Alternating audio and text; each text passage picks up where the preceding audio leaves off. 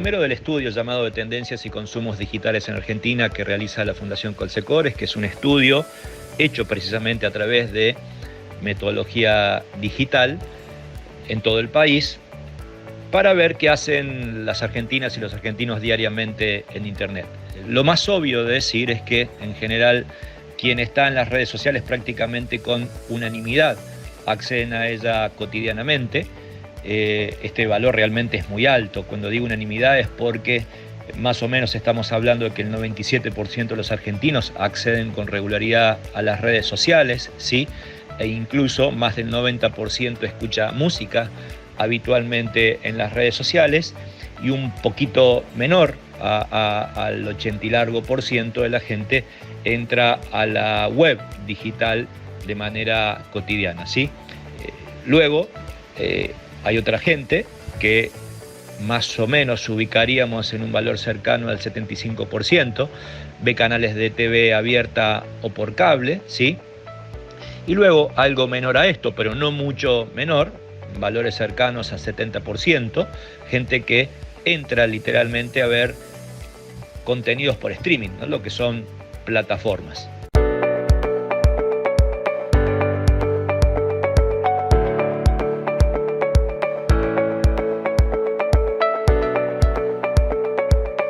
Bueno, es sumamente interesante, ¿no? Porque Facebook e Instagram empiezan a emparejarse en términos de consumo. Cuando digo Facebook, digo Meta, y en general el consumo de Meta siempre era el número uno indiscutido, y ahora prácticamente en valores cercanos a 60% están ambas redes, ¿sí?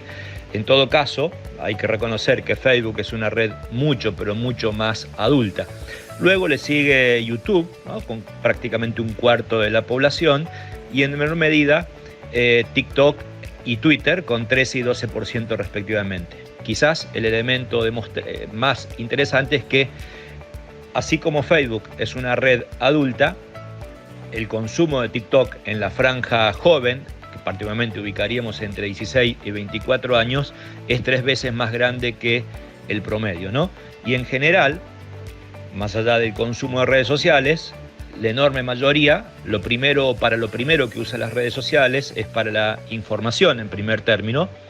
Segundo, para comentar, compartir u opinar en general, muy cerquita la idea de la diversión, y eventualmente también hay mucha gente que está en red, ve, es decir, no hace nada, no comenta, ve, pero también es interesante que está ahí observando en general lo que sucede. Y es mucho menor, en valores cercanos al 15%, aquella gente que publica, edita, crea contenidos cotidianamente.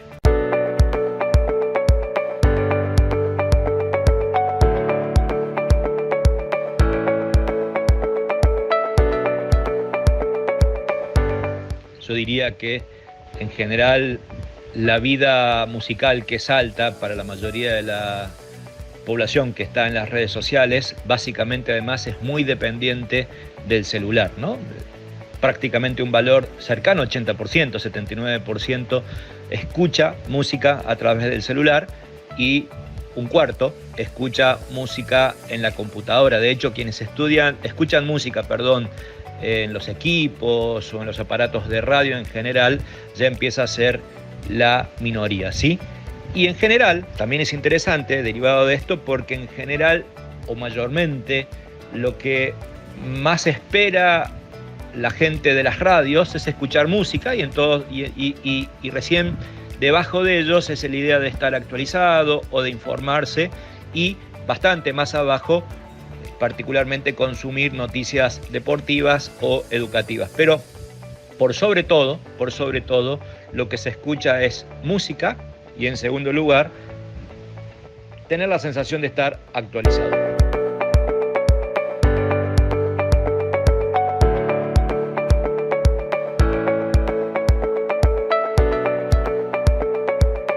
Una idea interesante es que todo se consume por las redes sociales, sean libros y revistas, pero el consumo de libros mayormente se da en las web, es decir, la gente entra a algún sitio en particular, mientras que aumenta bastante las revistas y diarios en las redes sociales, ¿sí? Ahora, en general, hablando del contenido audiovisual, las películas y series prácticamente ocupan todo, la mayoría está ahí.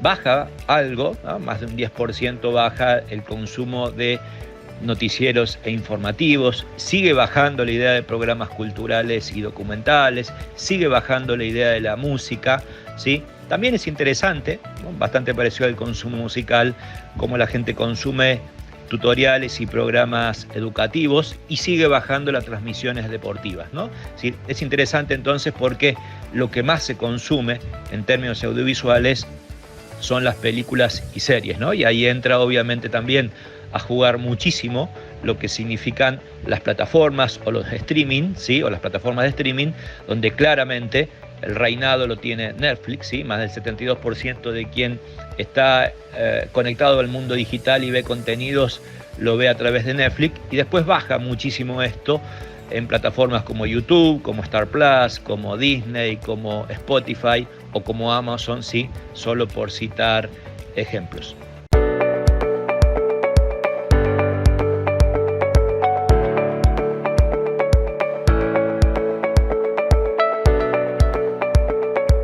Bueno, es sumamente interesante cómo la gente percibe o cuenta que consume el contenido, ¿no? Lo primero, que es un contenido fragmentado, no ve los contenidos enteros, una enorme mayoría. Segundo, que los ve diferidos, no todo lo ve sincrónico a tiempo real una vez que sucede, y además que los comparte, ¿no? El contenido, más allá de que muchos lo consumen en soledad, generalmente es compartido con otros. Entonces es interesante, ¿no? Un contenido fragmentado, consumido de a pedacitos, compartido, ¿sí? Y casi siempre en diferido. Uno lo ve luego que sucede. Pero en general también es interesante ver cómo se posiciona la gente respecto de las redes sociales, ¿no? Lo primero es que las entiende como una posibilidad de ocio, de recreación, de entretenimiento en términos mayoritarios, ¿sí? Igualmente que en el sentido de la información, ¿no? Informarse y entretenerse están claramente ahí. En segundo lugar, es que la gente empieza a preocuparse respecto a que hay un conflicto entre la fake news y cómo estas fake news empiezan a generar violencia, si se quiere, ¿no? Desatando contenido apócrifo o no realista. También las ve como un puente, como una oportunidad de conectarse con amigos, con familiares y con gente cercanas. Y en menor medida, pero es interesante, también hay una especie de oportunidad de activismo en las redes sociales, ¿no? Para defender ideas, compartir causas, generar alguna especie de activismo. Y también no hay que dejar de ver cómo las redes sociales es una oportunidad para conocer gente y para lograr intimidad, ¿no? Hace poco han salido algunos estudios de cómo en general el modo en que se gestan las parejas ya no tiene que ver con la presencialidad, sino que tiene que ver con la oportunidad de conocimiento a través de las redes sociales, ¿no? Y entonces esto ya es una gran realidad que afecta la vida cotidiana de las personas en tanto oportunidad de relacionamiento.